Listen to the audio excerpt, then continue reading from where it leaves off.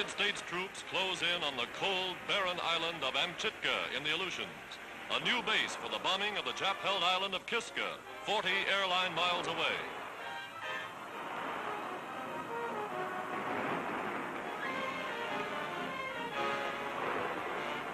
The Japs had completed reconnaissance of Amchitka, but this American convoy got there first.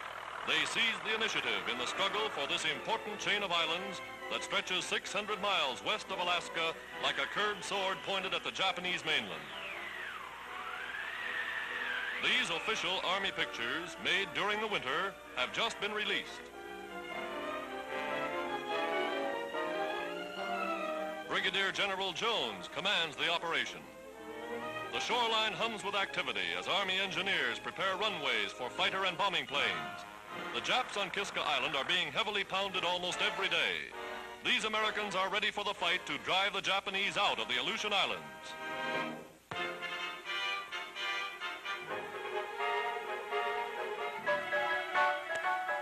The Dionne quintuplets, Canada's most celebrated citizens, take the train for an important visit to the United States. They will launch 5 war cargo freighters built in America for British use. The quintuplets are now 9 years old. Annette, Cecile, Yvonne, Emily, Marie. The ships are 6,000-ton coastal vessels, and little Annette has been chosen by lot to sponsor the first one.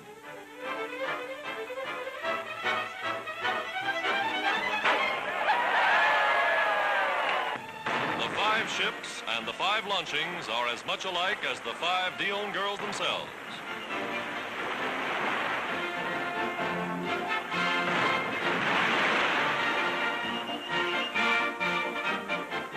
And now the little girls pay a tribute to their mother, 33-year-old Mrs. Dionne.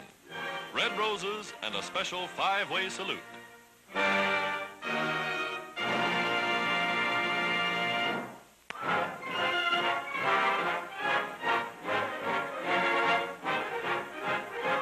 General Montgomery and his soldiers of the British 8th Army planned their part in the final Battle of North Africa. New Zealanders, Highlanders, men of England, these battle-hard troops have chased the Germans across the breadth of Africa and squeezed them into an impossible position in Tunisia. Through town after Tunisian town, the 8th Army triumphantly marches, pushing the retreating Axis troops northward as the British, French, and Americans pound them from the west.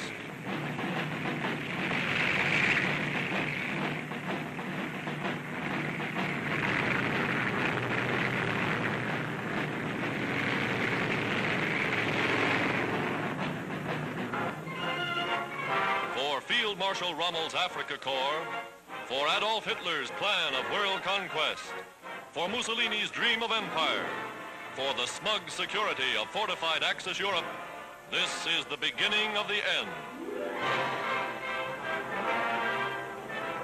As the 8th Army drives northward through Gabes, nearing a junction with its American allies, General Eisenhower, Allied Commander-in-Chief, pays a visit to General Montgomery. Already a glorious tradition, the 8th Army triumphantly occupies Gabes, Highland Pipers leading the way.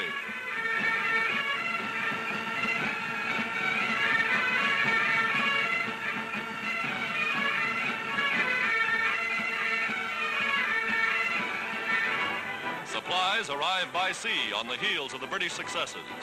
As each coastal city falls, it becomes a supply depot for the victorious British. Allied control of Mediterranean waters has made it possible to keep food and ammunition rolling right with the troops.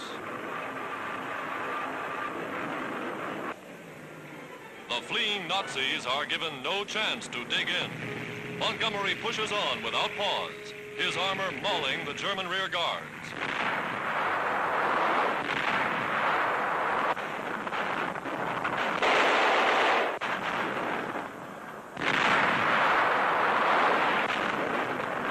American and French troops drive spearheads into the wounded Nazis' flank.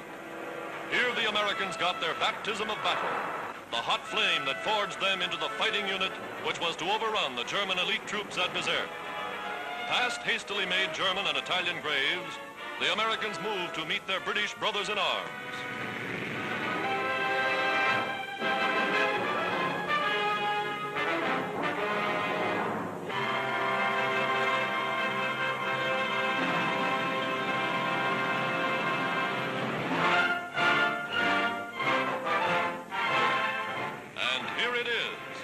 American tank men and an advance patrol of British infantrymen make a dash for each other.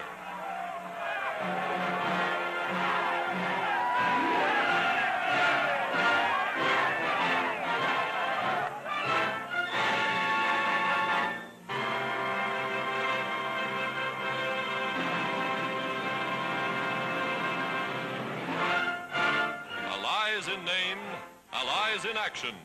These men, with their French comrades, are united, dedicated to the task of driving the Axis from North Africa, and after that, to the coming Battle of Europe.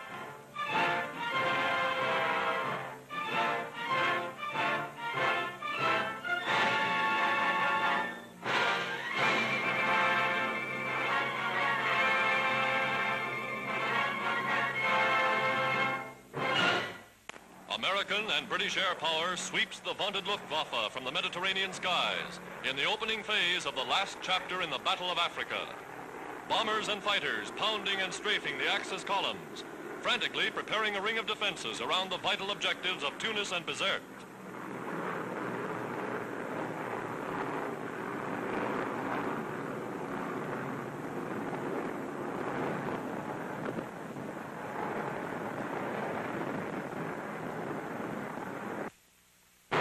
As darkness falls, the Allied big guns go into action to prepare the way for complete collapse of the Axis defenses.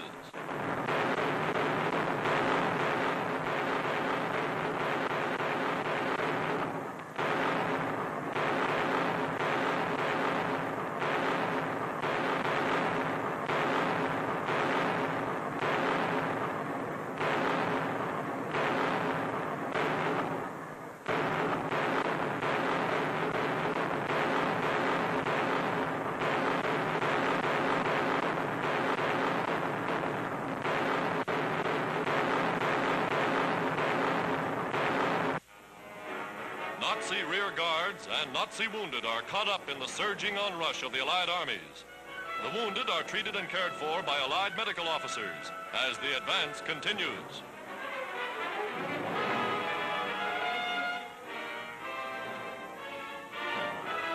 The end. Tunis and Bizerte have fallen, and with these two bastions of Axis resistance, prisoners counted in the tens of thousands fall to the victors. High officers, including Colonel General von Arnim and 11 other generals. Thousands upon thousands of Italian and German troops lay down their arms and surrender. The Battle of North Africa, which has cost the Axis some 400,000 men in dead, wounded, and prisoners, is over.